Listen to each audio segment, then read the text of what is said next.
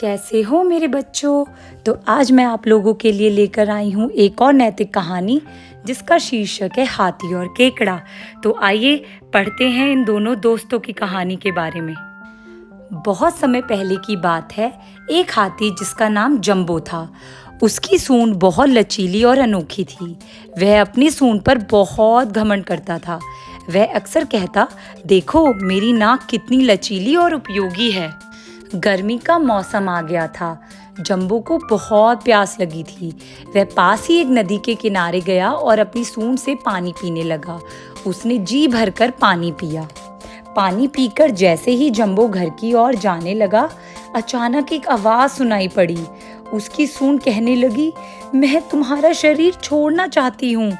उसे बहुत आश्चर्य हुआ और उसने कहा, क्या मेरी सूंड मुझे छोड़ना चाहती है? वह दिन भर बहुत परेशान रहा। वह सोच नहीं पा रहा था कि वह क्या करे। वह अभी सोच ही रहा था कि फिर से वही आवाज आई, मैं इस शरीर को छोड़ना चाहती हूँ। जंबो चिल्लाने लगा। उसने तुरंत अपने दोनों पांव से सूंड को प्रणाम किया और कहा, अरे नहीं, मुझे छोड़कर नहीं जाना। तुम्हारे बिना तो मेरा जीवन ही बेकार है। जंबो जिस लंबी सूंड पर घमंड करता था, देखते ही देखते सूंड में जलन होने लगी। वह अपने आप बड़बड़ाने लगा, अब मैं क्या करूं? हाय, मेरी सूंड मुझे छोड़कर जा रही है।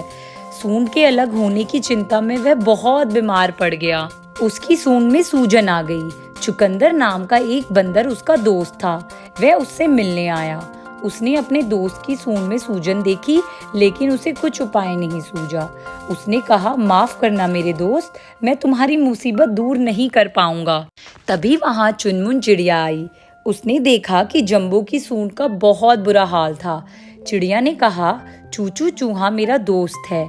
उसका आकार बहुत छोटा है, पर मेरे विचार से एकमात्र वही तुम्हारी सहायता कर सकता है। चूचू चूहा जंबो को देखने आया।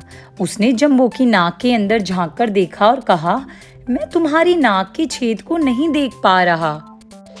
फिर वह उसकी सूंड के अंदर घुस गया और अच्छी तरह जांच करने लगा। जंबो ने कहा, हे भगवान, मेरी सूंड मुझे छोड़कर ना जाए। चूचू, ऐसा कुछ उपाय करो। चूचू ने जंबो की नाक के छेद की जांच करने के बाद कहा, एक बुरी खबर है, एक केकड़ा तुम्हारी नाक के छेद के पास चिपक गया है। जंबो चिल्लाया, क्या? एक केकड़ा? अरे नहीं। चूचू ने एक पंख लिया और उससे सूंड पर गुदगुदाने लगा। आ आ आ छीं। जंबो को बहुत जोर से छींक आई और केकड़ा उसकी नाक से बाहर निकल गया। केकड़े ने चूचू से कहा, तुम्हारा बहुत बहुत धन्यवाद, जो तुमने मुझे नाक से निकाल दिया। वहां मुझे घुटन महसूस हो रही थी। मैं तो बिल्कुल चिपक ही गया था। तब जंबो ने चूचू से कहा, इस मुसीबत की घड़ी में मेरी मदद करने के लिए तुम्हारा बहुत बहुत धन्यवाद। तुम सचमुच बहुत बुद्धिमान और दयालु हो। सहायता के लिए बहुत बहुत धन्यवाद। तो मेरे बच्चों, हमें इस कहानी से यह सीख मिलती है कि आकार, रंग, रूप देखकर हमें किसी के गुण का पता नहीं लग सकता। अगर आपको मेरी यह कहानी पसंद आई हो तो मेरे चैनल रीड अलाउड किड्स को सब्सक्राइब और इस वीडियो को लाइक करना मत भूलना। कल मिलते हैं एक नई कहानी के साथ। Thank you, bye bye, see you tomorrow.